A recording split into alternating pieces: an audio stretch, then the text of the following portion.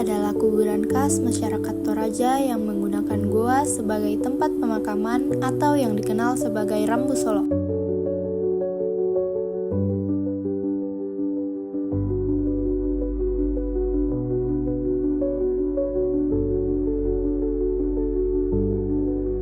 Beberapa makam berada di dalam gua, sementara yang lain ditempatkan dalam peti di tebing batu.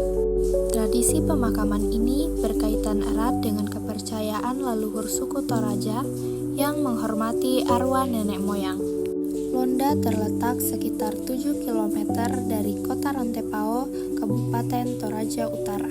Pengunjung dapat melihat peti mati yang sudah berusia ratusan tahun, tengkorak, serta tulang belulang yang tertata rapi di dalam goa. Patung-patung kayu ini mewakili orang yang dimakamkan di Londa dan diletakkan di tebing sebagai simbol penghormatan kepada almarhum. Untuk masuk ke dalam Londa, kita harus terlebih dahulu membayar tiket, dan tiket inilah yang akan menjadi sumber mata pencarian masyarakat yang berada di Londa. Di Londa juga terdapat penjual oleh-oleh khas Toraja yang dapat menjadi mata pencaharian mereka. Bori Kalimbuang merupakan situs megalitik yang digunakan dalam upacara adat Rambu Solo atau pemakaman khas suku Toraja. Bori Kalimbuang juga merupakan situs warisan budaya yang berusia lebih dari 600 tahun. Tempat ini memiliki kumpulan menhir atau batu megalit yang didirikan sebagai simbol penghormatan kepada orang-orang yang memiliki status sosial tinggi dalam masyarakat Toraja. Semakin tinggi dan besar batu yang didirikan, semakin tinggi pula status orang yang dihormati. Menhir di Bori dipercaya memiliki nilai spiritual dan merupakan simbol kekuatan leluhur. Masyarakat setempat menjaga tempat ini dengan sangat hormat dan meyakini bahwa batu-batu ini memiliki energi mistis. Terdapat lebih dari 100 batu menhir yang berjejer menjadi saksi tradisi pemakaman Toraja sejak zaman dahulu. Kuburan batu dan beberapa makam kuno terletak di dinding batu yang dipahat sebagai tempat peristirahatan terakhir jenazah. Ada juga rantai atau tempat lapangan upacara, tempat di mana prosesi upacara Rambu Solo dilaksanakan. Seringkali melibatkan penyembelihan kerbau sebagai bagian dari ritual. Selain itu, Bori dikelilingi oleh perbukitan hijau yang memberikan pemandangan khas pedesaan Toraja. Bori terletak di Kabupaten Toraja Utara, sekitar 6 km dari Rantepao. Bori Kalimbuang adalah tempat yang menawarkan pengalaman unik untuk mengenal sejarah, budaya, dan tradisi Toraja yang masih dilestarikan hingga saat ini.